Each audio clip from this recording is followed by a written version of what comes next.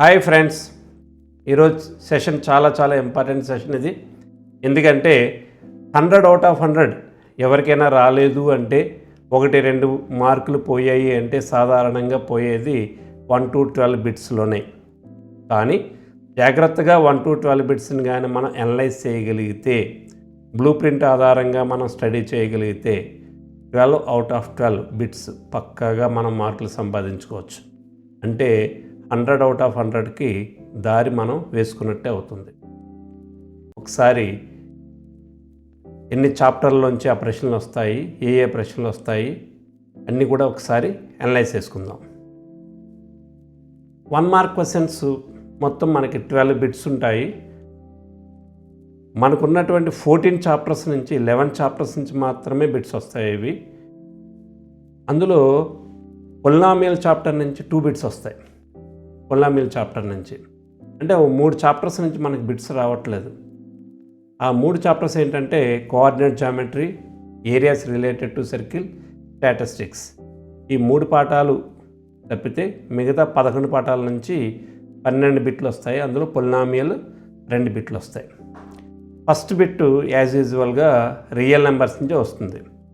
అయితే రియల్ నెంబర్కి అండర్స్టాండింగ్ అనే అకాడమిక్ స్టాండర్డ్ నుంచి, అంటే ఇప్పుడు మనకు చాలా సులభం. అండర్స్టాండింగ్లో ఎటువంటి ప్రశ్న వస్తుంది, వదిలేయచ్చు మనం అనేది ఒక క్లారిఫికేషన్ ఉంది. కాబట్టి ఈజీగా ఎటువంటి బిట్స్ వస్తాయో మనం అంచనా వేయచ్చు.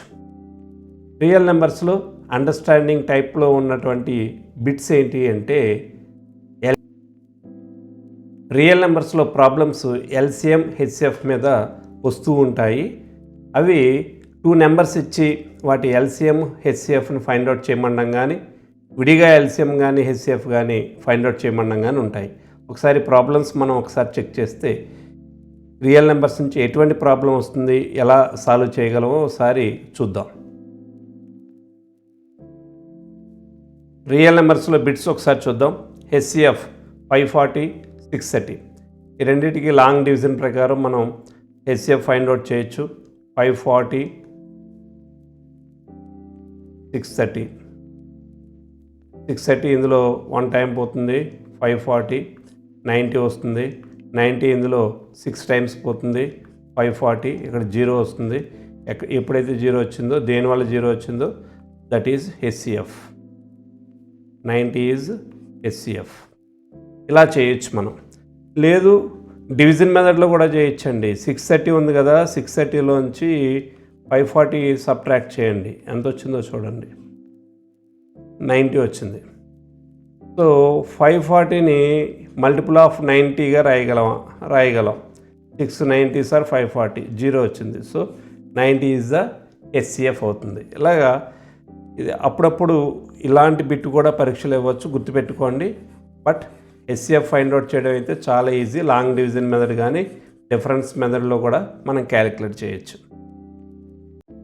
LCM of 2 cube into 3 square into 5 and 2 square into 3 cube is. చాలామంది పిల్లలు ఎక్కువగా ఇబ్బంది పడే సమస్య ఇది. ఏదైనా నెంబర్ ఇస్తే ఎల్సిఎం ఫైండ్ అవుట్ చేయగలుగుతారు. వేరాస్ 2 cube into 3 square into 5 and 2 square into 3 cube వచ్చినప్పుడు చాలా సింప్లెస్ట్ మెథడ్ చెప్తాను, గుర్తుపెట్టుకోండి. 2 cube అండ్ వేరే నెంబర్లో ఉన్నటువంటి 2 square, ఈ రెండిట్లో మ్యాక్సిమం ఏముందో అది రాసుకోండి. 2 cube అని రాసుకోండి.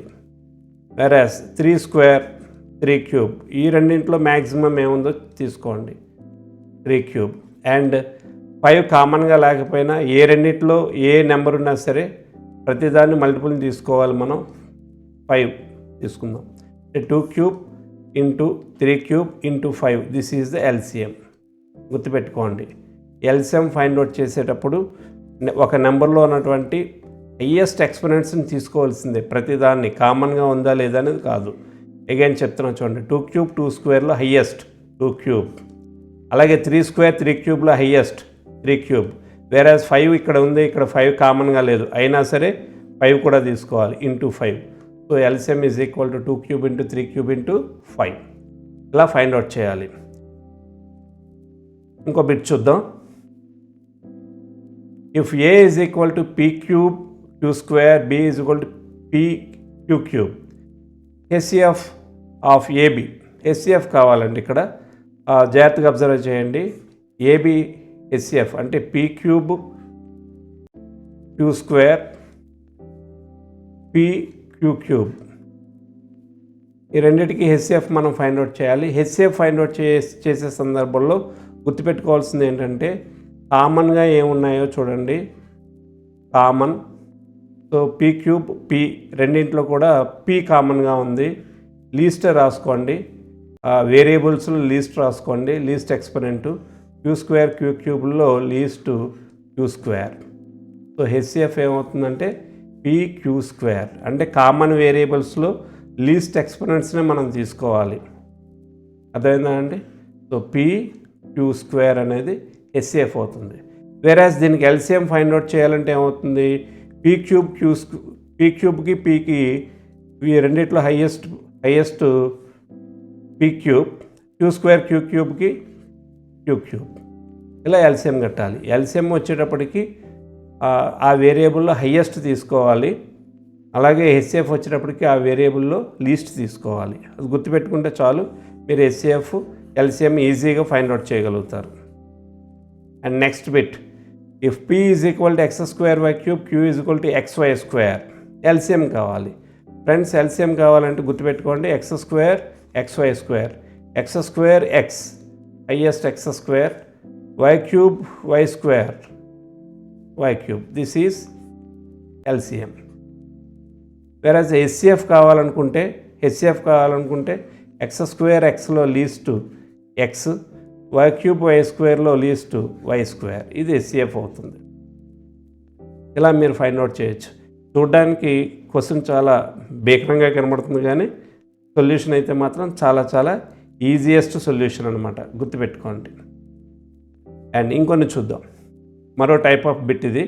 If HCF of 2035 is equal to 5 and LCM 2035 is equal to.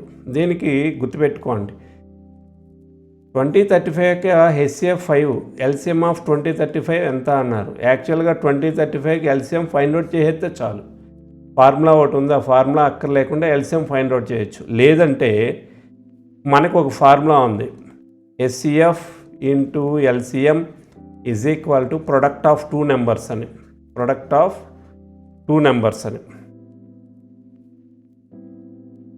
ఇక్కడ హెచ్సిఎఫ్ ఎంత 5, ఎల్సిఎం ఎంత తెలియదు, ఎల్సిఎం అనే రాద్దాం.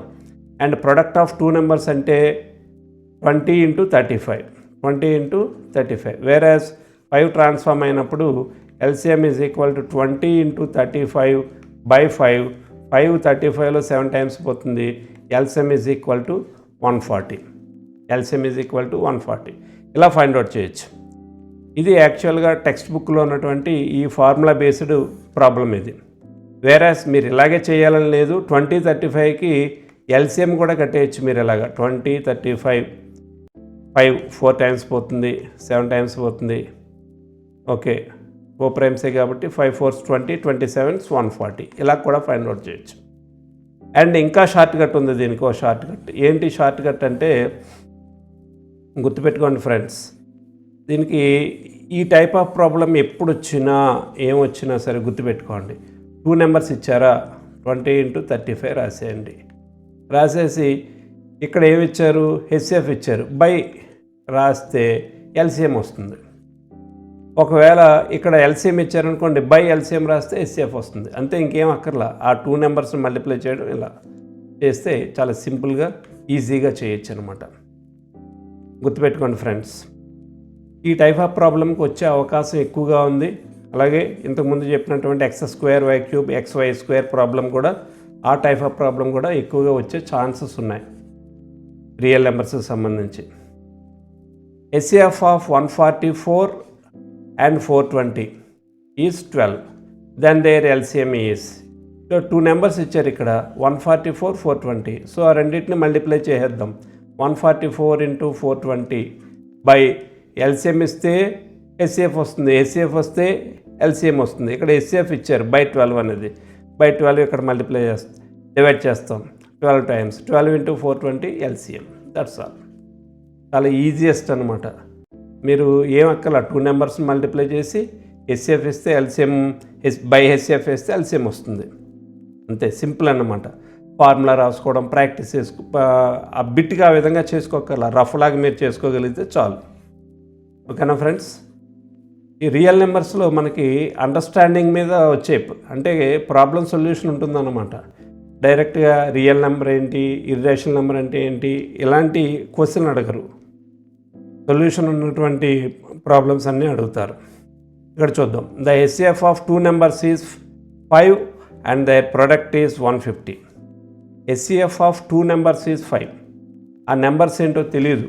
For example x into y అనుకుందాం, ఎక్స్ వై అనుకుందాం. ఆ 2 నెంబర్స్ ఎక్స్ కామా వై అనుకుందాం. ఆ రెండిటికి హెచ్సిఎఫ్ ఎంత అంటే హెచ్సిఎఫ్ ఈజ్ ఈక్వల్ టు 5 అనమాట. There product is 150. సో ఇందాక మనం చెప్పుకున్నాం కదండి, ఆ 2 నెంబర్స్ని మల్టిప్లై చేసి హెచ్సిఎఫ్తో డివైడ్ చేస్తే ఎల్సిఎం వస్తుందని. ప్రొడక్ట్ ఆల్రెడీ ఇచ్చేసారు 150 బై హెచ్సిఎఫ్ ఎంత 5. Product by 5 is equal to LCM. గుర్తుపెట్టుకోండి, మనకి సెపరేట్గా ఏమి అక్కర్లా. 2 నెంబర్స్ ప్రొడక్ట్ తెలిస్తే చాలు. దాన్ని బట్టి ఎల్సిఎం కానీ హెచ్సిఎఫ్ కానీ ఏదో ఒకటి ఇచ్చినప్పుడు రెండో దాన్ని. If HCF of 60 and 110 is expressible in the form of 60m minus 110, then the value of m is 60 110కి HCF ఏమవుతుంది? 60 110కి HCF ఏమవుతుంది? 60 1 టైం పోతుంది, 50 బ్యాలెన్స్, 50 ఇందులో 1 టైం పోతుంది, 10 బ్యాలెన్స్, 10 ఇందులో 5 టైమ్స్ పోతుంది, 0. So HCF is 10. So 60m minus 110 is equal to 10 అన్నమాట. So 60m is equal to 10 plus 110. 60m is equal to 120. 60 2 multiples, 60 into 2 is equal to 120. So m is equal to 2. m is equal to 2. Friends, real నెంబర్స్లో most complicated toughest problems అన్నీ practice చేస్తాం. So ఇంతకు మించి toughest problems ఏమీ ఉండవు. మీరు ఈజీగా real నెంబర్స్లోంచి 1 మార్క్ ఈజీగా స్కోర్ చేయగలుగుతారు. And we move on to polynomials. Hi students, polynomial chapter నుంచి 2 ప్రశ్నలు అడగడం జరుగుతుంది. 2 బిట్స్ కూడా చాలా ఈజీగా ఉంటాయి. అయితే 2 బిట్స్ కూడా డిఫరెంట్ బిట్స్ అవి. ఒకటి నాలెడ్జ్ బేస్డ్ క్వశ్చన్, రెండవది creation based question. Knowledge based question ఎట్లా ఉంటుందంటే డిగ్రీ ఎంత, కోషెంట్ ఎంత, జనరల్ ఫామ్ ఏంటి, ఇలా అడుగుతుంటారు. వెరస్ క్రియేషన్ ఏంటంటే మోనోమియల్ డిగ్రీ 4, బైనామియల్ డిగ్రీ 3 ఇలాంటివి క్రియేట్ చేయండి అని అడుగుతారు. కష్టం కాదు, చాలా ఈజీగా ఉంటాయి. వెరస్ నాలెడ్జ్ బేస్డ్ క్వశ్చన్లు అనేవి ఒకసారి చూద్దాం. ఒకసారి general form of linear polynomial is. Linear polynomial యొక్క జనరల్ ఫామ్ ఏంటంటే ఏఎక్స్ ప్లస్ బి. గుర్తుపెట్టుకోవాలి ఫ్రెండ్స్, ఎక్స్ పవర్ 1 అన్నమాట పైన. అందువల్ల మీరు పైన 1 రాయక్కర్లా, ఏఎక్స్ ప్లస్ బి అంటే చాలు. Whereas general form of quadratic polynomial a x square plus b x plus c. Quadratic polynomial. Whereas cubic polynomial ఏమవుతుంది? A x cube b x square plus CX plus d. గుర్తుపెట్టుకోండి friends, linear polynomial అనేటప్పటికీ x power 1 వచ్చింది. Quadratic polynomial అనేటప్పటికీ x square వచ్చింది. Cubic polynomial అనేటప్పటికీ x cube వచ్చింది. Whereas గుర్తుపెట్టుకోండి, x power 1 తర్వాత ఇంకా ఎక్స్ లేవు, అంటే ఏఎక్స్ ప్లస్ బితో ఆగిపోయాం. వేరాస్ క్వాడ్రాటిక్ వచ్చేటప్పటికి ఏఎక్స్ స్క్వేర్ మరలా ప్లస్ ఎక్స్ పవర్ 2 కదా, ఇక్కడ ఎక్స్ పవర్ 1 అన్నమాట, బిఎక్స్ ప్లస్ సి. అదే క్యూబిక్ వచ్చేటప్పటికి ఏఎక్స్ క్యూబ్ తర్వాత x square bx square plus CX plus d. అంటే ఎక్స్ యొక్క పవర్ మనం క్యూబ్ రాసాం, 2 రాసాం, 1 రాసాం. అదే ఇలా మనం క్వాడ్రాటిక్ ఇది క్యూబిక్ పొలినామియల్ తర్వాత పొలినామియల్స్ పెంచుకునే కొలది ఆ పవర్ అలా రెడ్యూస్ చేసుకుంటూ వెళ్తే పొలినామియల్ మనం చెప్పచ్చు. గుర్తుపెట్టుకోండి ఫ్రెండ్స్, ఈ 3 చాలా చాలా ఇంపార్టెంట్. ఈ మూడింటిలో ఏదైనా సరే జనరల్ పాయింట్ ఆఫ్ వ్యూలో అడగచ్చు అనమాట. A x plus b, a x square plus b x plus c, a x cube plus b x square plus CX plus d. Whereas ఇంకో బిట్ చూద్దాం. The quotient of x in p of x is equal to 7x cube minus 6x square plus 5x plus 8. Coefficient of x అడిగింది, గుర్తుపెట్టుకోండి. X power 1 x స్క్వేరా x క్యూబా x power 4 x power 5 అనేది చూసుకోవాలి. ఇక్కడ X ఒకటే ఉంది, అంటే ఇక్కడ ఎక్స్ ఏముందో చూడండి. ఇక్కడ ఎక్స్ ముందు ఉన్నదాన్ని కోఎఫిషియంట్ అంటాం. మరి ఎక్స్ క్యూబ్ ముందు ఉన్నది 7, కోఎఫిషియంట్ ఆఫ్ ఎక్స్ క్యూబ్ అంటాం. ఇది coefficient of X square. Here 5 is the coefficient of X. X variable లేనిది ఏంటంటే కాన్స్టెంట్ అంటాం. The quotient of x in P of X is equal to 7x cube minus 6x square plus 5x plus 8 is 5 అనమాట. The quotient of Z in pz is equal to z power 5 minus 3z square plus 4 is.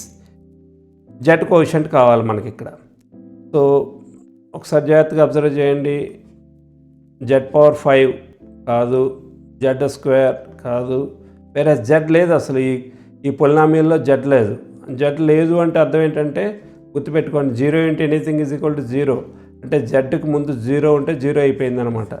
So అప్పుడు quotient of Z ఏమవుతుంది అంటే అక్కడ Z లేనప్పుడు quotient is 0. ఈ విధంగా మనం రాయగలుగుతూ ఉండాలి.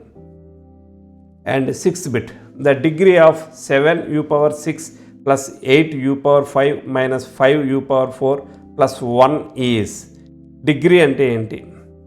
వేరియబుల్ u అన్నమాట. ఇక్కడ హయ్యెస్ట్ పవర్ 6. పవర్స్ అన్నీ చూడండి, ఈ పవర్స్లో హయ్యెస్ట్ ఏదైతే ఉందో అదే డిగ్రీ అవుతుంది. The degree of 7u power 6 plus 8u power 5 minus 5u power 4 plus 1 is 6 అనమాట. డిగ్రీ ఆఫ్ 7 ఈజ్, ఇక్కడ వేరియబుల్ ఏముంది? వేరియబుల్ ఏం లేదు. సో 0 అంటే ఫర్ ఎగ్జాంపుల్ ఎక్స్ అనుకుందాం అనుకోండి. ఎక్స్ పవర్ 0, ఎక్స్ లేదు కదా, ఇక్కడ ఎక్స్ లేదు.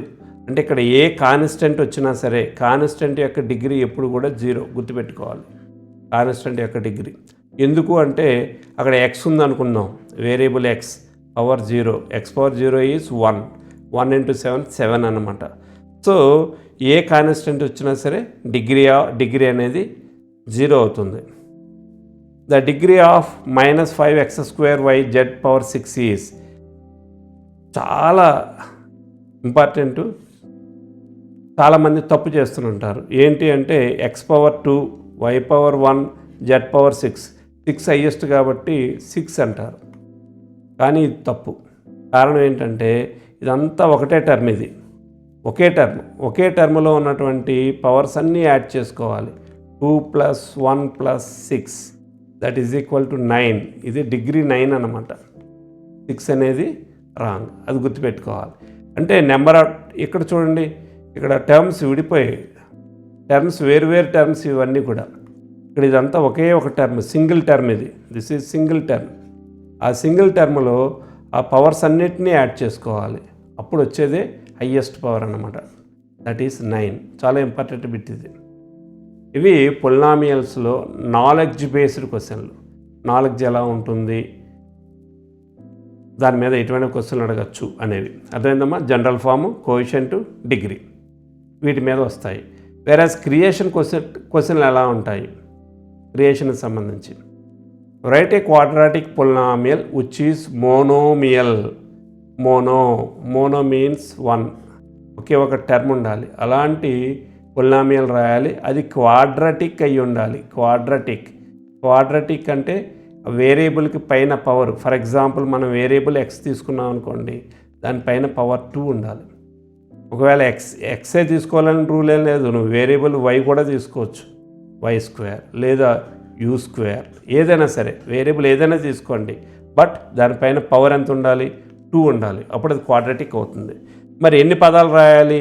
మోనో ఒకటే రాయాలి. అంటే y² లేదా u² లేదా x² లేదా z² ఇలా రాయాలి. ఏదో ఒకటి రాయాలి. మోనోమియల్. బైనామియల్ అన్నారనుకోండి, రెండో పదం, అప్పుడు ఇంకోటి ఏదైనా యాడ్ చేయొచ్చు, సబ్ట్రాక్ట్ చేసుకోవచ్చు.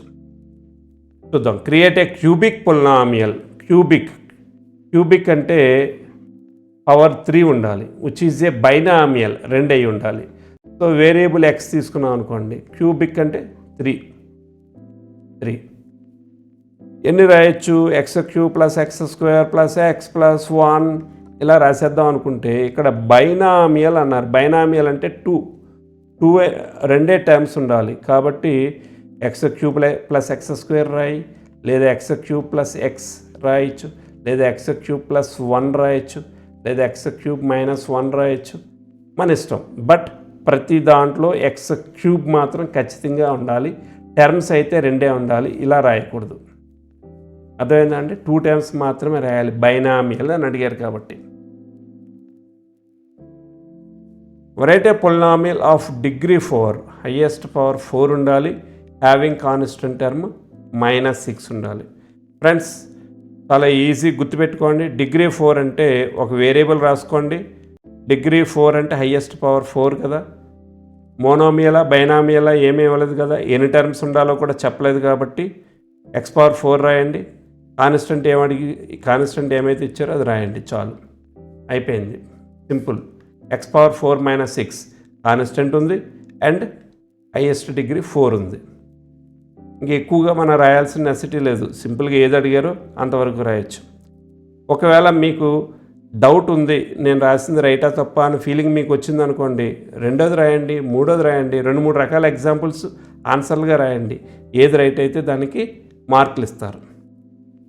Create a binomial of degree 5. Binomial అంటే 2 టర్మ్స్. డిగ్రీ 5 అనగానే మీరు ఏం చేయాలి? సింపుల్గా ఎక్స్ పవర్ 5. బైనామియల్ అంటే 2 కదా, +1 -1 ప్లస్ ఎక్స్ మీ ఇష్టం, ఏదైనా సరే. సింపుల్గా గుర్తుపెట్టుకోండి, సాధ్యమైనంత వరకు +1 తోటే సింపుల్గా చేసుకుంటూ వెళ్ళిపోదాం. Create a polynomial of degree 7 having constant 5. So degree 7 means X power 7 plus constant 5, అంతే, సింపుల్. సరే నేను ఇంకా పెద్దది రాస్తాను, రాయొచ్చు. X power 7 plus x power 6 plus x power 5. వీటికి కోషన్స్ కూడా రాసుకోవచ్చు, మీకు నచ్చినవి రాసుకోవచ్చు, ఎంత పెద్దదైనా రాసుకోవచ్చు. కానీ ఇక్కడ మోనోమియలా బైనామియలా ఏమి ఇవ్వలేదు కదా. సింపుల్గా వాళ్ళు అడిగింది ఏంటి? డిగ్రీ 7 ఒకటే అడిగారు అండ్ కాన్స్టెంట్ 5 అన్నారు. ఆ రెండింటితో సింపుల్గా రాసేయచ్చు మీరు, ఎక్స్ పవర్ 7 ప్లస్ 5. ఇంకా ఎగ్జాంపుల్స్ రాస్తానండి అంటే రాసుకోవచ్చు నువ్వు, యూ పవర్ 7 ప్లస్ 5, లేదా X power 7 plus x power 6 plus 5, అలా మీకు నచ్చినవి రాసుకోవచ్చు. అర్థమైందా friends? Create A polynomial of degree 4 which is having 5 terms. ఇది ఇప్పుడు ఇక్కడ మనం కొద్దిగా ఆలోచించాలి. ఇప్పుడు కొద్దిగా ఆలోచించాల్సినటువంటి మంచి బిట్ ఇది.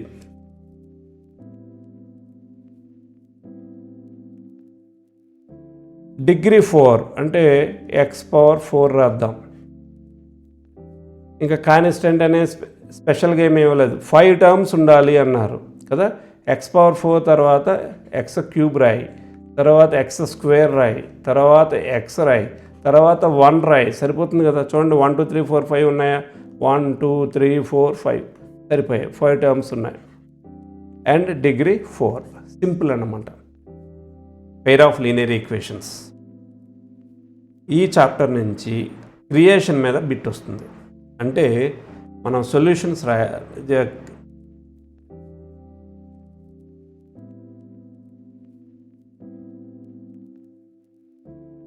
Next chapter pair of linear equation నుంచి వచ్చే బిట్ అన్నమాట.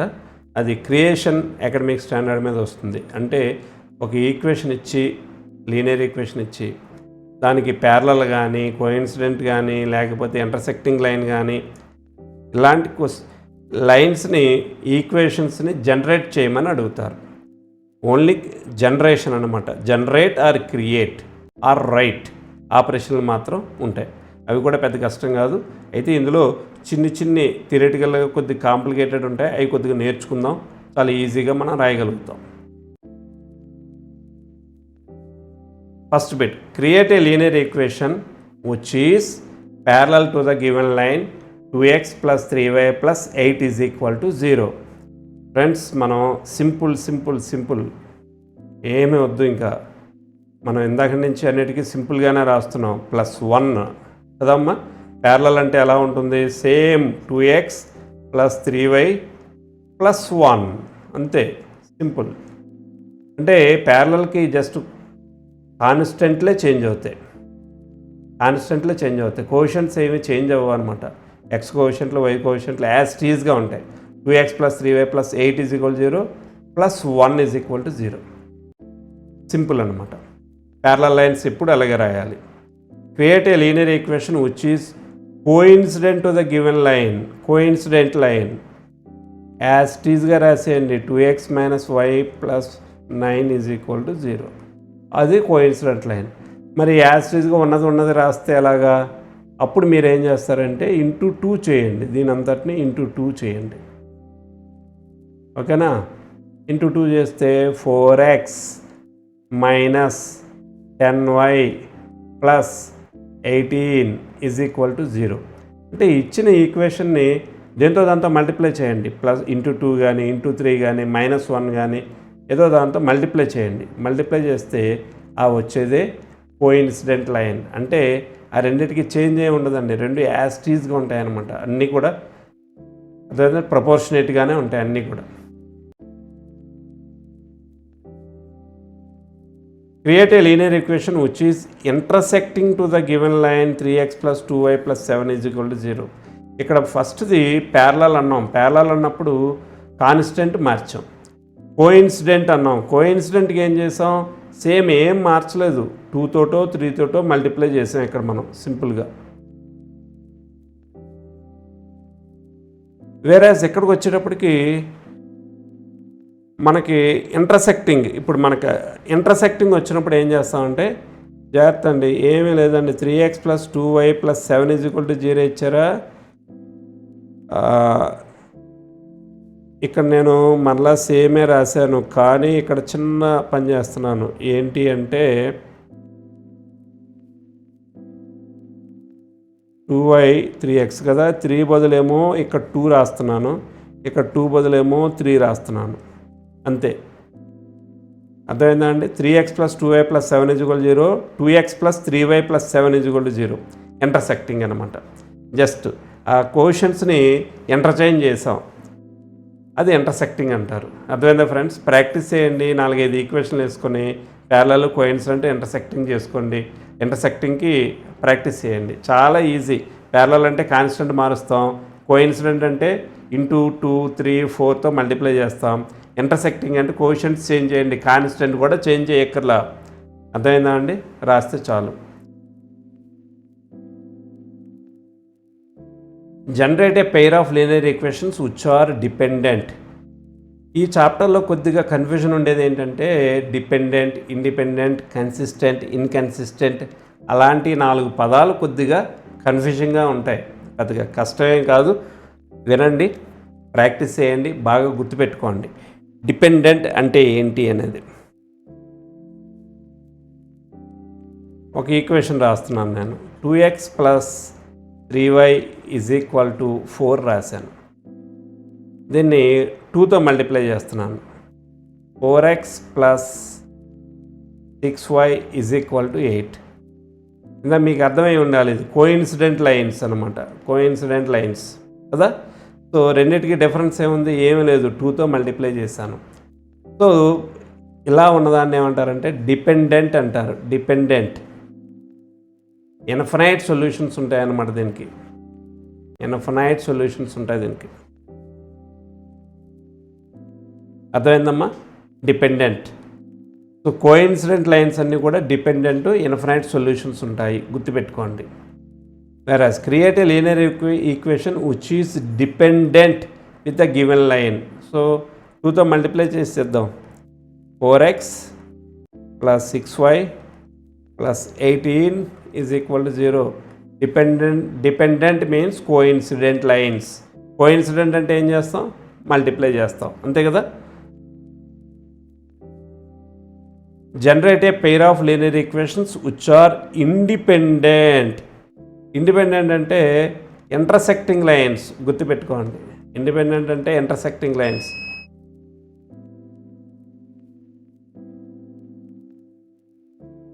మనం చెప్పుకున్నాం ఇండిపెండెంట్ ఇంటర్సెక్టింగ్ లైన్స్ ఎలా ఉంటాయి అనేది.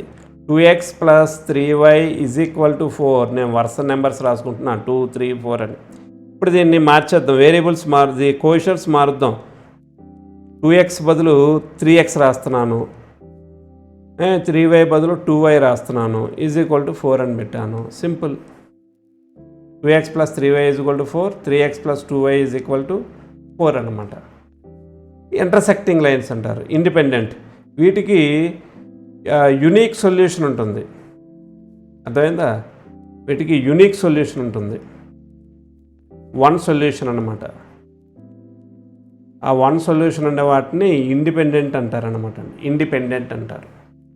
అర్థమైందా ఫ్రెండ్స్? డిపెండెంట్, ఇండిపెండెంట్ అని రెండు ఉన్నాయి. ఇంటర్సెక్టింగ్ అయ్యేది ఇండిపెండెంటే. డిపెండెంట్ అనేది ఏంటంటే కోఇన్సిడెంట్ లైన్స్ అనమాట. ఆ కోఇన్సిడెంట్ లైన్స్కి ఇన్ఫినైట్ సొల్యూషన్స్ ఉంటాయి. గుర్తుపెట్టుకోండి friends. Create a linear equation which is independent with the given line 3x minus 4y plus 7 is equal to 0. So దీనికి ఇండిపెండెంట్ లైన్ కావాలి 3x మైనస్ 4y ప్లస్ 7కి. మార్చేద్దాం, coefficients మార్చుకొని రాద్దాము. Minus 4x plus 3y plus 7 is equal to 0. Just coefficients మార్చేసి రాసామంటే intersecting lines అవుతాయి అవి.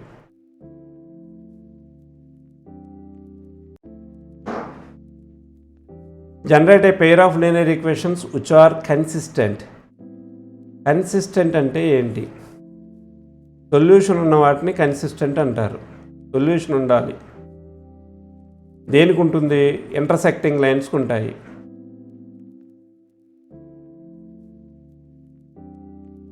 కోఇన్సిడెంట్ లైన్స్కి ఉంటాయి.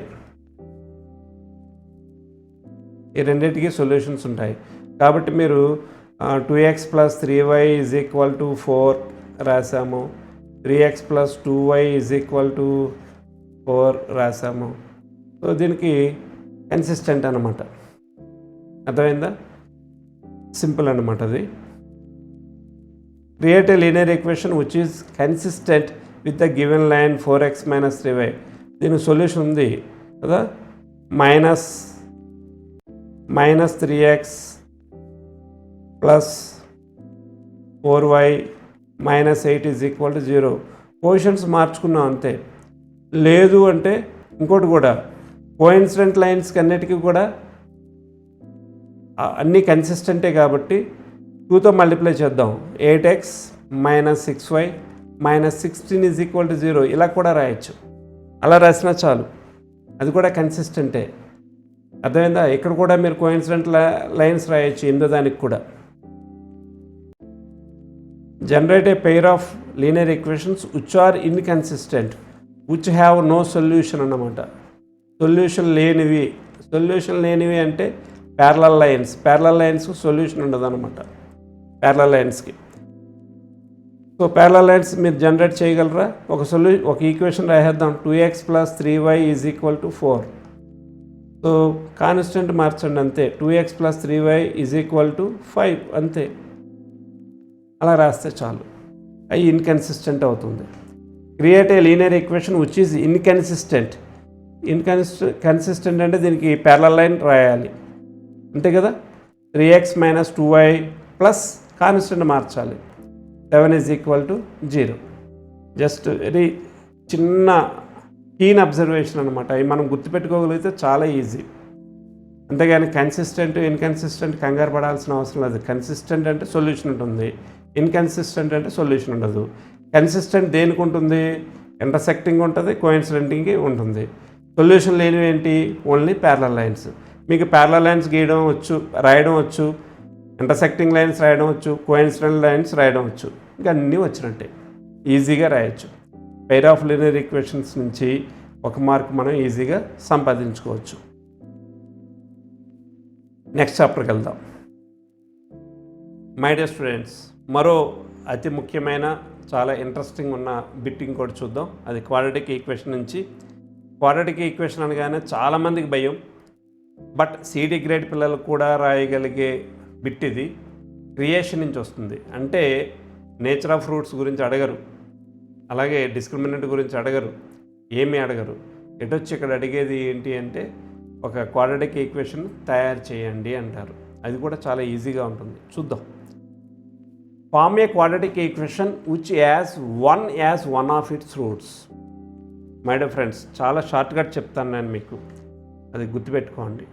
1 has one of its roots కదా. క్వాడ్రాటిక్ ఈక్వేషన్కి ఒక ఫార్ములా ఉంది, x² minus x into alpha plus beta plus alpha beta.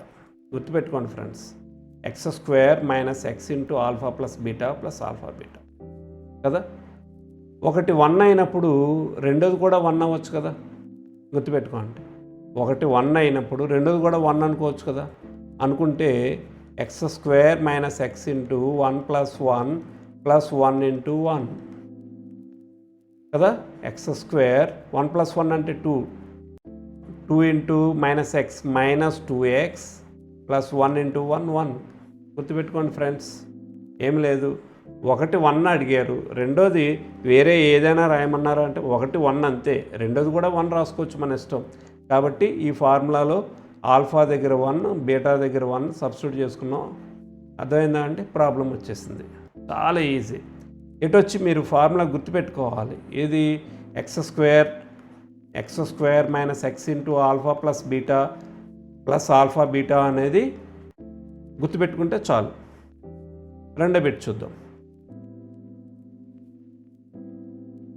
Form a quadratic equation whose roots and reciprocals whose roots are reciprocal to each other. Form a quadratic equation whose roots are reciprocal to each other. ఒకదానికొకటి reciprocal ఉండాలి. మీరేం కంగారు పడక్కర్లా. ఇక్కడ కూడా అంతే, 1, 1 ఒకటిని reciprocal ఒకటే కాబట్టి 1, 1 అగైన్ మీరు రాయండి ఇలాగా, x² minus x into 1 plus 1 plus 1 into 1. So అక్కడ ఇందాకే వచ్చింది same, x² minus 2x plus 1. ఇది రాస్తే చాలు మీరు, x² మైనస్ 2x ప్లస్ 1. అర్థమైందా అండి? చాలు, ఇందాకటిది ఇది ఒకటే సేమ్, రెసిప్రోకల్ 1కి 1 రెసిప్రోకల్ కాబట్టి 1, 1 రాయొచ్చు. అలాగే form a quadratic equation whose roots are equal to each other. ఒకదానికొకటి ఈక్వల్గా ఉన్న రూట్స్ అన్నారు. అప్పుడు కూడా మీరేం బెంగపడక్కర్లా, సేమ్ మరలా x² minus x into alpha plus beta plus alpha beta కదా. ఫార్ములా గుర్తుపెట్టుకోండి. రూట్స్ ఆర్ ఈక్వల్ అన్నారు కదా, 1, 1 తీసుకుందాం దానికి కూడా. Again x² minus x into 1 plus 1 plus 1 into 1. So x² minus 2x plus 1 అంతే. అంటే ఈ x² మైనస్ 2x ప్లస్ 1 అనేది నేర్చుకుంటే 3 రకాల బిట్లకి సొల్యూషన్ మనం సాధించినట్టే. కష్టంగా ఉందా? చాలా ఈజీగా ఉంది కదా quadratic equations. Form a quadratic equation whose roots are real and distinct. Friends, చాలా సింపుల్గా చేద్దాం. రియల్ అయి ఉండాలి, డిస్టింక్ట్ అయి ఉండాలి కదా. 1, 0 తీసుకుందాం, సింపుల్గా 2 తీసుకుందాం, 1, 0. సో ఫార్ములాలో రాద్దాము, x² minus x into 1 plus 0 plus 1 into 0 అంతే కదా friends. x² minus x into alpha plus beta plus alpha beta కదా. సో దాని నుంచి ఏమొస్తుంది, x² minus x is equal to 0. x² minus x is equal to 0. అంతే friends, చాలా simple, గుర్తుపెట్టుకోండి. నానా హంగామా పడద్దు, సింపుల్ చిన్ని నెంబర్లు తీసుకుందాం, సొల్యూషన్స్ అన్నీ ఈజీగా రాద్దాం, కష్టం కాదు. క్వాడ్రాటిక్ ఈక్వేషన్లో ఈ బిట్ అయితే మాత్రం ఎవరైనా సరే ఈజీగా రాయొచ్చు అనమాట. Form a quadratic equation it has no real roots. Real roots రానటువంటి క్వాడ్రాటిక్ ఈక్వేషన్ కావాలి. ఇది చాలా కష్టమైనటువంటి ప్రశ్న. అయితే ఇలాంటి ప్రశ్న సాధారణంగా పరీక్షలో అడగకపోవచ్చును. దానికి మీరు సింపుల్గా రాయాల్సింది ఇలా రాయండి, x² plus 1 is equal to 0. x² plus 1 is equal to 0. కారణం ఏంటంటే అప్పుడు x² ఈజ్ ఈక్వల్ టు -1 వస్తుంది. -1కి ఇమాజినరీ నెంబర్స్ అవుతాయి అన్నమాట. కాబట్టి x² plus 1 is equal to 0, x² plus 2 is equal to 0. ఇలాంటి ఈక్వేషన్స్ రాయండి సింపుల్గా. ఓకే ఫ్రెండ్స్, క్వాడ్రాటిక్ ఈక్వేషను చాలా ఈజీగా ఉందనిపిస్తుంది. కదా. ప్రాక్టీస్ చేయండి, చాలా బిట్లన్నీ ఈజీ, చిన్న చిన్న నెంబర్లతోటి మీరు సాధించవచ్చు. వెరాజ్ అర్థమెటిక్ ప్రోగ్రెషన్కి వద్దాం. అర్థమెటిక్ ప్రోగ్రెషన్లో బిట్స్ అన్నీ ఒకేలా ఉంటాయి సాధ్యమైనంత వరకు. దేని మీద ఆధారపడి ఉంటాయంటే ఫార్ములా బేస్డ్గా ఆధారపడి ఉండి దాన్ని అనాలిసిస్ అన్నమాట. అంటే ఎంత term, sum of n terms, common difference, వాటి మీద బేస్ అయినటువంటి ప్రాబ్లమ్స్ దాన్ని అనలైజ్ చేయడం. 1 నుంచి 12 బిట్లలో కొద్దిగా కాంప్లికేటెడ్గా బిట్ ఏదైనా ఉంది అంటే అర్థమెటిక్ ప్రోగ్రెషనే. 2 సార్లు చదివితే, 1కి 2 సార్లు చదివితే మాత్రం కాస్త ఈజీగానే ఉంటుంది. ఒకసారి చూద్దాం. ఎసర్షన్ రీజన్ బిట్లు లాంటివి అడుగుతారు. ఎసర్షన్ రీజన్ అడగడానికి ఎక్కువ స్కోప్ ఉన్నటువంటి చాప్టర్ అన్నమాట ఇది arithmetic progression. Assertion 4 is the common difference of AP. 4 is the, చూడండి 5, 9, 13, 4 common difference. 9 - 5 4. Yes, true, this is true. Okay. The common difference of an AP d is equal to an - 1. ఈ formula కూడా రైటా కాదా? ఈ formula కూడా రైటే. So assertion రైటా కాదా, రీజన్ రైటా కాదా చూడాలి. 2 రైటే. ఇప్పుడు ఈ d is equal to an - 1 అనే ఫార్ములా దీనికి ఉపయోగపడుతుందా? ఎస్, దానివల్లే కామన్ డిఫరెన్స్ 4 అని తెలిసింది మనకి. So reason is correct explanation to assertion అనమాట. ఇక్కడ 4 ఆప్షన్లు ఉంటాయి. ఏ అండ్ ఆర్ రెండు true, R is correct explanation. అంటే ఈ రెండింటికి సంబంధం లేదనుకోండి వేరు, రెండింటికి సంబంధం ఉంటే కరెక్ట్ ఎక్స్ప్లెనేషన్ అనమాట. ఒకవేళ రెండింటికి సంబంధం లేదు, 2 ట్రూ అయినా సరే, అప్పుడు బి రాస్తాం. అందులో ఒకటి తప్పు, ఏ రైట్ అయ్యి బి తప్పు అనుకోండి, సి రాస్తాము. ఏ తప్పై బి, అది ఆర్ రైట్ అయిందనుకోండి, డి రాస్తాము. అంతే. ఎటొచ్చి ఎసర్షన్ రీజన్లో ట్రూ ఆర్ ఫాల్స్లు కరెక్ట్గా చెప్పగలగాలి.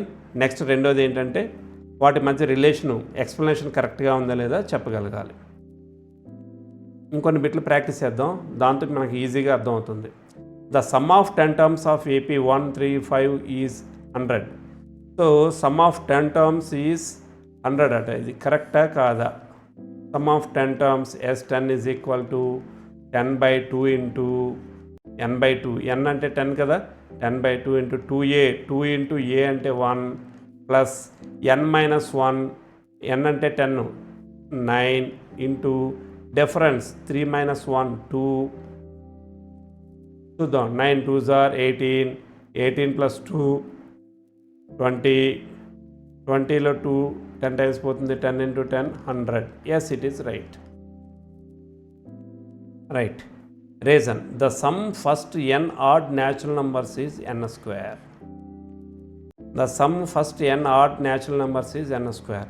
యాక్చువల్గా ఇక్కడ రీజన్ బదులు Sn is equal to n/2 into 2a plus n - 1 into d అని రాసినా ఇది రైటే, ఇలా ఇచ్చినా రైటే. ఇది కూడా రైటే కాదో చూద్దాం. ఇది కూడా రైటే అండి. ఆడ్ నెంబర్స్కి ఎప్పుడు కూడా ఫార్ములా అది, some of first n odd natural numbers is n². చూడండి, 10 ఆడ్ న్యాచురల్ నెంబర్స్ n², 100. ఇది కూడా రైటే. సో రీజను రైటే, ఎసర్షన్ రైటే. ఈ రీజన్ వల్ల ఎసర్షన్ మనం కట్టగలుగుతున్నాము. So both are right. అంటే ఏ ఈజ్ ద రైట్ అన్నమాట. A is the right. అలాగే assertion, if Sn is the sum of first n terms of AP then its nth term ఈ an is given by an is Sn - Sn - 1. Reason the 10th term of AP 5, 8, 11, 14 is 35. ఇక్కడ గమనించండి, మనకి ఎంత term ఎలా వస్తుంది? ఒక term sum of n terms లోంచి దాని సమ్ ఆఫ్ n - 1 టర్మ్స్ తీసేస్తే ఎంత టర్మ్ వస్తుంది? ఇది formula. 10th term of AP 35 అన్నారు. ఇది దేనివల్ల కట్టారు? ఏ ఫార్ములాతో కట్టారు? a ప్లస్ n - 1 ఇంటూ డీతో కట్టారు. దీనికి సంబంధం లేదు. రెండు ట్రూయే, ఇది ట్రూయే, ఇది ట్రూయే, రెండు ట్రూలే, కానీ దేనికి సంబంధం లేదు. So correct, it is not a correct explanation. చూద్దాం ఇంకొకటి కూడా. Some of 10 terms of AP is 1, 4, 7 up to 11 is 150. కట్టి చూద్దాం, కరెక్ట్ కాదో కూడా చూడాలి కదా, అన్నీ ట్రూ అవ్వో ఒక్కొక్కసారి. Sn is equal to n/2 into 2a plus n minus 1 into d, అంతే కదమ్మా. 10 టర్మ్స్ అంటే S10 is equal to n/2 2 into a అంటే 1 2 ప్లస్ n మైనస్ 1 అంటే 9 into difference 3 9 3s are 27 plus 2 29 290/2 that is equal to 145. మనకేమో ఇక్కడ 150 ఇచ్చారు, అంటే assertion తప్పు అనమాట. ఇక్కడ ఎసర్షన్ తప్పు. Sum of n terms formula రైటే కానీ ఎసర్షన్ తప్పు. Assertion is false, reason is true అనమాట. Reason is true. ఇది ఫాల్స్, ఇది ట్రూ. అంటే ఆప్షన్ డి అవుతుంది. The 10th term of AP is 3579 is 21 కదా. ఒకసారి ఏ అంటే 3 ఏ ప్లస్ n-1 10th టర్మ్ కదా. 10-1 అంటే 9 into D 5 - 3 2 3 plus 9 into 2 18 21. Yes, it is right. Okay. The nth term of AP is A plus n-1 into D. Yes, రైటే. Both are correct and reason is correct explanation. ఈ A plus n-1 into D వల్లే 10th term find out చేయగలుగుతున్నాం. So that is the correct explanation. అలాగే స్టేట్మెంట్లు కూడా అడగచ్చు. Assertion reason కాకుండా statement 3 6 9 12 is an AP, 2 2 2 is not an AP. ఇలాగా 2 స్టేట్మెంట్లు ఇచ్చి విచ్ స్టేట్మెంట్ ఈజ్ కరెక్ట్ అని అడగచ్చు. అందులో ఆప్షన్స్ ఉంటాయి. Statement 1 wrong, statement 2 wrong, statement 1 and 2 are wrong, statement 1 and 2 are both are right. అలా ఇక్కడ ఏది రైట్ చూద్దాం. 3 6 9 12 ఏపీ రైట్. 2 2 2 2 ఇది కూడా ఏపీయే, ఎందుకంటే difference is common. 0 0 0 common difference అనమాట. ఇది కూడా రైటే. So statement 1 is true, statement 2 is false. My dear students, triangles మీద బిట్లు ఎక్స్ప్లెయిన్ చేసుకుందాం. ట్రయాంగిల్స్ అకాడమిక్ స్టాండర్డ్ ఏంటంటే అండర్స్టాండింగ్, అంటే ప్రాబ్లమ్ సాల్వింగ్ మీదే ప్రాబ్లమ్స్ ఉంటాయి. థియరీ ప్రాబ్లమ్స్ ఏమి ఉండవు. బీపీటీ ఏంటి, కాన్వర్స్ ఏంటి, పైథాగరస్ థియరమ్ ఏంటి, సిమిలారిటీ రూల్స్ ఏంటి, అవి కాదు. ఇక్కడ ఉండే క్వశ్చన్ ఏంటంటే బీపీటీ మీద ప్రాబ్లమ్స్ కానీ కాన్వర్స్ మీద ప్రాబ్లమ్స్ కానీ అడగడం జరుగుతుంది. చూద్దాం. In the adjacent figure if AD is equal to 2, this is 2, BD is equal to 4, this is 4 centimeters, AE is equal to 5, then EC is equal to how much. ఇది basic problem అనమాట.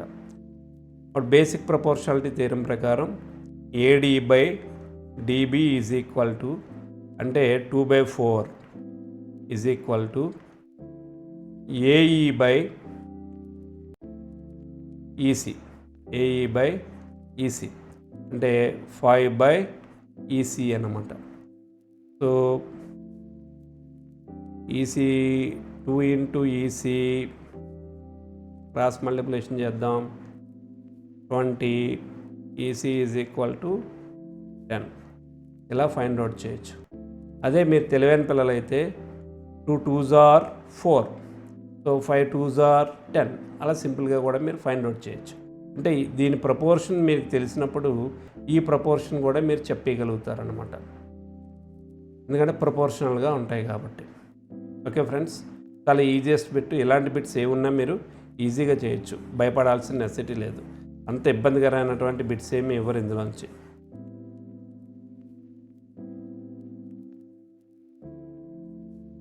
If triangle ABC similar to triangle XYZ, ఇలాంటి problem ఎప్పుడు వచ్చినా సరే మీరు diagram గీసేసుకోండి. ఇలా diagram గీసేసుకుంటే మీకు చాలా ఈజీ అవుతుంది. ABC XYZ. ఓకే, ఇప్పుడు చూడండి. Angle A is equal to angle Z. No, wrong. AB is equal to XY. AB is equal to XY. Similar అన్నారు, ప్రపోర్షనేట్గా ఉండాలి. మేబీ ఈక్వల్గా కూడా ఉండొచ్చు. AC by BC, AC by BC is equal to xz by yz. Yes, it is right. Angle B is equal to angle Z. Angle B is equal to angle Z కాదు. చూద్దాం, ఇక్కడ angle B ఇక్కడ ఉంది, angle Z ఇక్కడ ఉంది. So it is not wrong, it is wrong, it is wrong, it is wrong, it is right. Next bit A chapter నుంచి వస్తుందో చూద్దాం. ఏ స్టాండర్డ్ అనేది ఇంట్రడక్షన్ టు ట్రిగనోమెట్రీ. చాలామందికి భయం అనిపించే టాపిక్ ఇది, కానీ నిజానికి ట్రిగనోమెట్రీ చాలా ఈజీగా ఉంటుంది, సొల్యూషన్స్ కూడా చాలా ఈజీగా ఉంటాయి. ఒకసారి ఎక్స్ప్లెయిన్ చేసుకుందాం ఇవి. Which trigonometric ratio is equal to adjacent side of theta by hypotenuse. Adjacent by hypotenuse is equal to cos theta, right? ఇది నాలెడ్జ్ బేస్డ్ క్వశ్చన్. ఇది near right angle triangle if ABC if tan A is equal to 1, tan A is equal to 1 means tan A is equal to tan 45 అనమాట. 1 ఎప్పుడు అవుతుంది? tan 45 అని అవుతుంది. అప్పుడు A is equal to 45, then angle A is equal to 45. Most important bit అండి ఇది. If cos theta is equal to 3/5 then value of tan theta. గుర్తుపెట్టుకోవాలి మీరు ఇలాగా. ఇది according to Pythagoras theorem. cos theta అంటే adjacent side, this is theta, adjacent theta, hypotenuse 5. Pythagorean triplet ప్రకారం 3, 4, 5, 3, 5 రాయగా ఇంకో Pythagorean triplet 4 ఉంటుంది. సో tan theta అంటే opposite by adjacent side 4/3.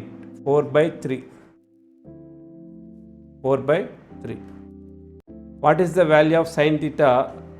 Value of theta if sin theta is equal to cos theta. sin A value, cos A value రెండు equal అవుతాయి. sin 45 1/√2, అలాగే cos 45 కూడా 1/√2. కాబట్టి theta is equal to 45 గుర్తుపెట్టుకోవాలి. అది knowledge based. Express secant theta in terms of tan theta. Express secant theta in terms of tan theta. సింపుల్గా గుర్తెచ్చుకోండి, సీకెంట్కి ట్యాన్కి ఏమైనా identity ఉందా? ట్రిగనోమెట్రిక్ ఐడెంటిటీ ఏమైనా ఉందా? ఉంది. Secant square theta minus tan square theta is equal to 1. So seek square theta is equal to 1 plus tan square theta. Seek theta is equal to √1 plus tan square theta. అంతే, just ఐడెంటిటీని బట్టి మనం రాయొచ్చు అంతే friends. Just ఆ trigonometric ఐడెంటిటీస్ని బట్టి వీటి చాలా simple bits ఉంటాయి, ప్రాక్టీస్ చేయండి. చాలా చాలా ఈజీ. ఇంకా డెప్త్ వెళ్ళడానికి సోర్సెస్ అయితే తక్కువ ఉన్నాయి. అలాగే sin 60 into cos 30 is equal to how much, ఇలాంటి బిట్లు కూడా అడిగే అవకాశం ఉంది. అంతేగాని డెప్త్ క్వశ్చన్లు అయితే మాత్రం, ఇబ్బంది పెట్టే ప్రశ్నలు అయితే మాత్రం ఈ చాప్టర్లో లేవు. చాప్టర్ కూడా ఈజియెస్ట్ చాప్టర్ ఇది. Some application of trigonometry. Knowledge based క్వశ్చన్లు.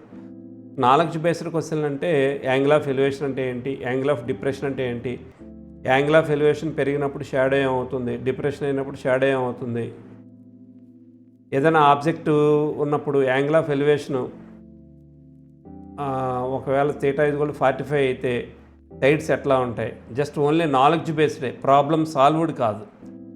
In heights and distance problems angles are taken with respect to horizontal line. Yes, మనం హైట్స్ అండ్ డిస్టెన్స్లో ఎప్పుడైనా సరే ఒక హారిజంటల్ లైన్ గీయాలి.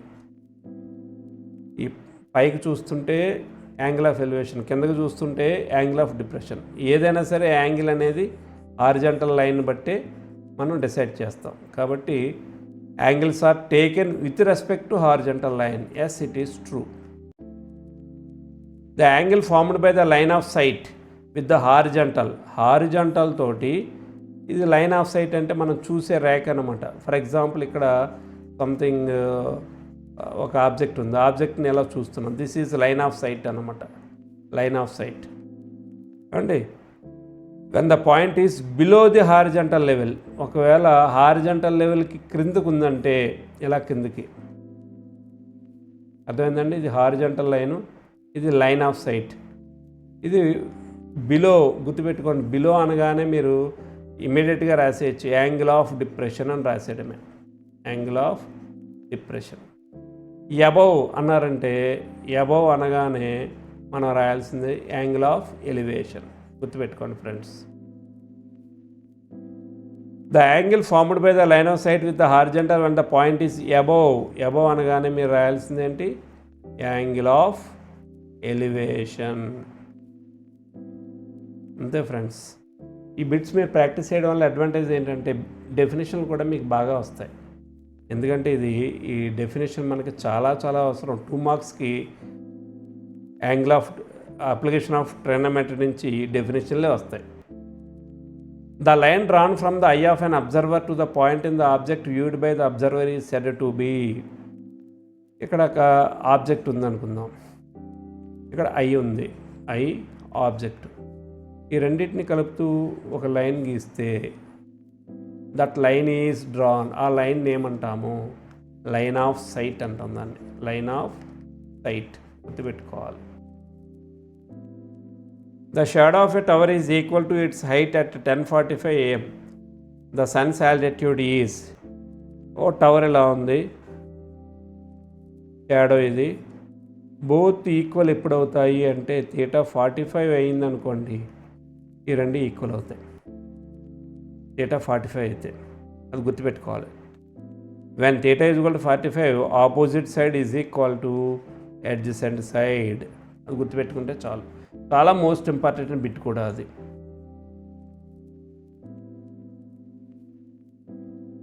If a tower 6 meters high cast a shadow, 6 meters అటది height, shadow ఏమో 2√3 అట. Then the sun's elevation is θ ఎంత? tan θ is equal to opposite by adjacent side 2√3. Okay, 2√3. ఈ 6 అంటే 2 into 3 అని కూడా రాయొచ్చు కదా. 3ని √3 into √3 అని కూడా రాయొచ్చు. అంటే ఇక్కడ 2 క్యాన్సిల్ అయిపోయింది, √3 క్యాన్సిల్ అయిపోయింది. tan θ ఈజ్ ఈక్వల్ టు √3 అంటే θ is equal to 60. θ is equal to 60. అర్థమైందా ఫ్రెండ్స్? మనం బిట్ ఎప్పుడు కూడా అక్కడికక్కడే చేసుకోవాలి. మళ్ళీ ఒకసారి నేను చూపిస్తున్నాను. సింప్లిఫికేషన్ ఎప్పుడు కూడా ఒక చోట మనం రాసినప్పుడు అక్కడికక్కడే మనం కంప్లీట్ చేసుకోవాలి. అంతేగాని స్టెప్ బై స్టెప్ చేయడానికి లెక్క కాదు అది. బిట్ ప్రాక్టీస్ చేసేటప్పుడు ఇలాగా tan θ is equal to 6/2√3. Okay, ఎగ్జామ్లో అయితే రాయండి ఇలాగా 2 into 3/2√3. 2 క్యాన్సిల్ అయిపోయింది, 3√3 టైమ్స్ పోయింది. tan θ is equal to √3. tan θ is equal to tan 60. θ is equal to 60. Friends, డైరెక్ట్గా ఒకవేళ θ ఈజ్ ఈక్వల్ టు 60 అని రాస్తే మార్కులు వేస్తారో హీరా చక్కగా వేస్తారు. ఓకేనా, చక్కగా వేస్తారు, భయపడాల్సిన అవసరం లేదు. A ladder makes an angle of 60 degrees with the ground when placed along a wall. If the foot of the ladder is 8 meters away from the wall, length of ladder is. ఇది కాస్త problem పెద్దది, అంత పెద్ద problem అడగకపోవచ్చు, అయినా మనం సరదాగా try చేద్దామండి. ఇది 60 degrees. A ladder makes an angle of 60 degrees with the ground when placed along a wall. ఒక వాల్ మీద ఈ ల్యాడర్ని ఎలా వేసినప్పుడు 60 degrees యాంగిల్ చేసిందట. If the foot of the ladder is 8 meters away from the wall, ఇక్కడ నుంచి 8 meters ఉందట ఇది. ద లెంగ్త్ ఆఫ్ ల్యాడర్, ఈ లెంగ్త్ ఎంత? ఇదేమో 60 degrees, ఇది adjacent side hypotenuse. So 8/x is equal to cos adjacent side by hypotenuse cos 60. cos 60 అంటే sin 30. 1/2 is equal to 8/x.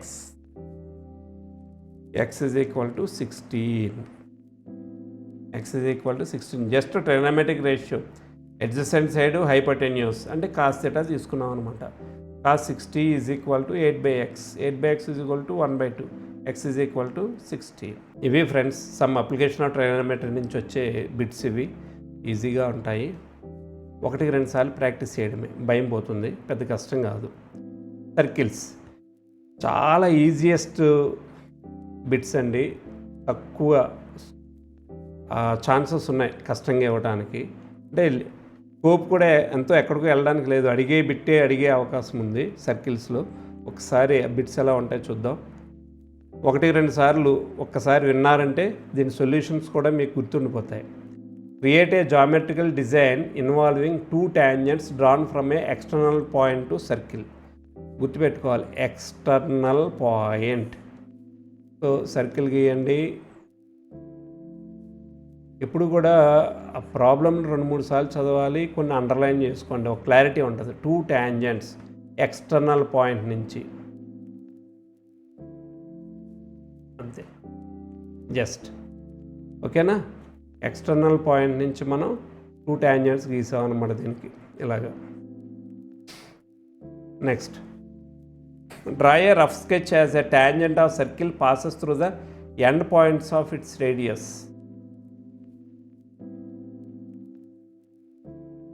Diameter అనలేదు, గుర్తుపెట్టుకోండి. రేడియస్, డయామీటర్ అనలేదు. రేడియస్ ఎండ్ పాయింట్ దగ్గర ఒక ట్యాంజెంట్ ఇలాగ డ్రా చేయాలి, అంతే. ఓకేనా. Draw a circle and 2 lines parallel to given line such that one is tangent and the other a secant to the circle. ఒక లైన్ డ్రా చేద్దాము. ఆ line draw a circle. Okay, 2 lines parallel to given line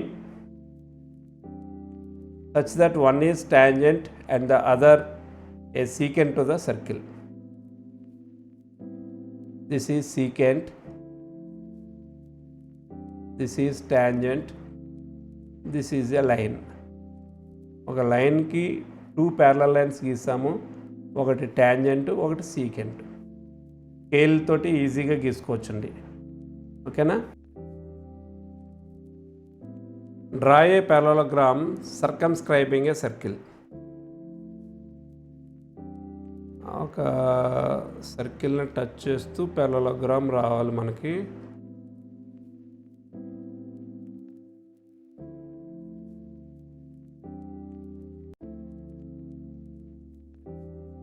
okay, పారలలోగ్రామ్లో circle ఉండాలి, గుర్తుపెట్టుకోండి.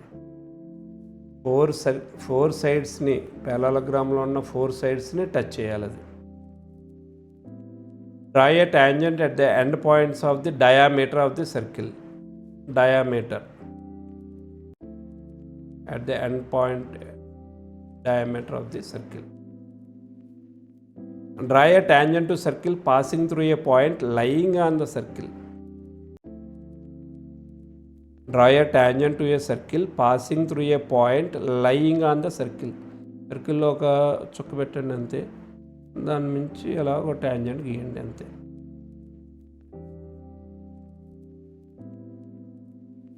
Okay friends, just diagrams అన్నీ కూడా చాలా ఈజీగా ఉన్నాయి కదా, చాలా ఈజీ. 1-2 సార్లు ప్రాక్టీస్ చేయండి. చాలా ఈజియెస్ట్ బిట్ అనమాట అది సర్కిల్స్ నుంచి.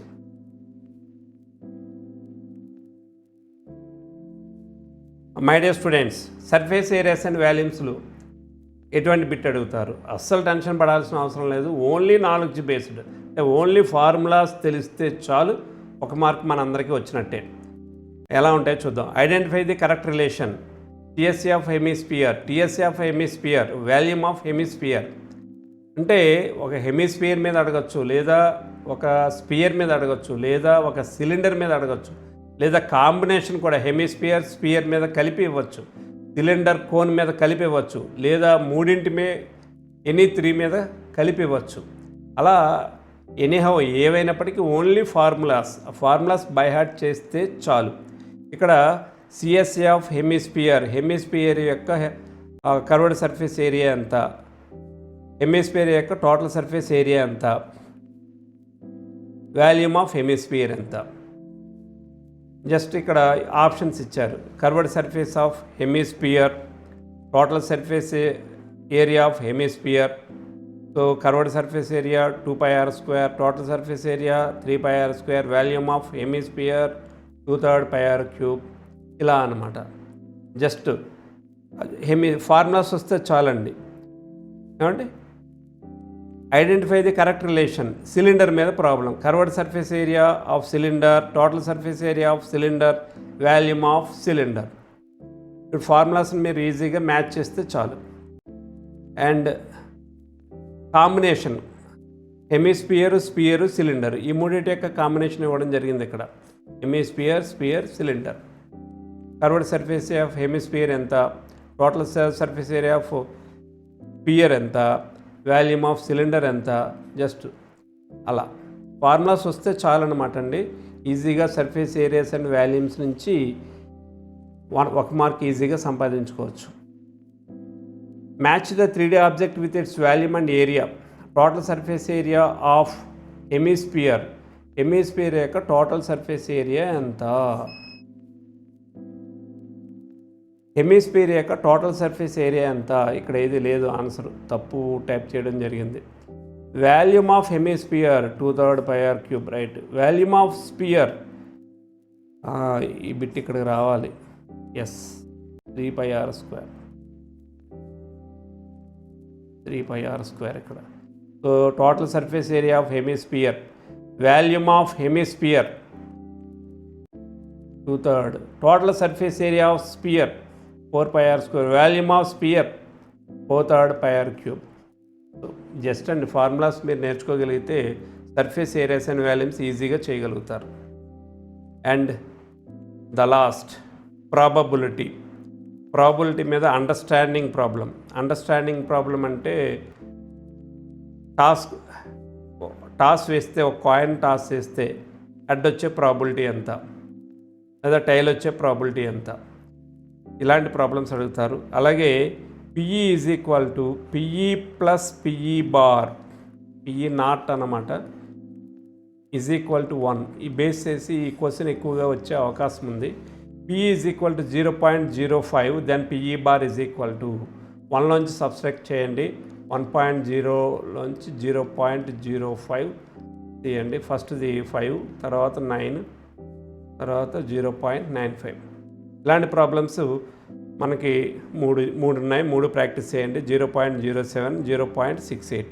నాట్ ఈ అని ఇచ్చినా, పిఈ బార్ అని ఇచ్చినా ఒకటే, గుర్తుపెట్టుకోండి. ఇదో టైప్ ఆఫ్ ప్రాబ్లం. వేరేస్ రెండో రకం ప్రాబ్లం ఏంటంటే, in tossing a fair coin probability of getting head ఎంత, ఆఫ్. అలాగే టైల్ ఎంత, ఆఫ్. డైస్ రోల్ చేశారు, డైస్ రోల్ చేస్తే గెటింగ్ 6 ఎంత. అలాగే ప్లేయింగ్ కార్డ్స్, ప్లేయింగ్ కార్డ్స్లో గెటింగ్ కింగ్ ప్రాబిలిటీ ఎంత, గెటింగ్ హార్ట్స్ ప్రాబిలిటీ ఎంత. ఇలా ఉంటాయండి ప్రాబిలిటీకి సంబంధించి బిట్స్. అన్నీ చాలా ఈజీగానే ఉంటాయి ప్రాబిలిటీకి సంబంధించి. సో 1 to 12 బిట్స్ అన్నీ మీకు కవర్ చేయడం జరిగింది. ఒకసారి మళ్ళీ తరువుగా చూడండి. ఎక్కడెక్కడ డౌట్స్ ఉన్నాయో, ఏమైనా డౌట్స్ ఉంటే మీ సార్ని అడగండి. ఒకవేళ అందుబాటులో లేకపోతే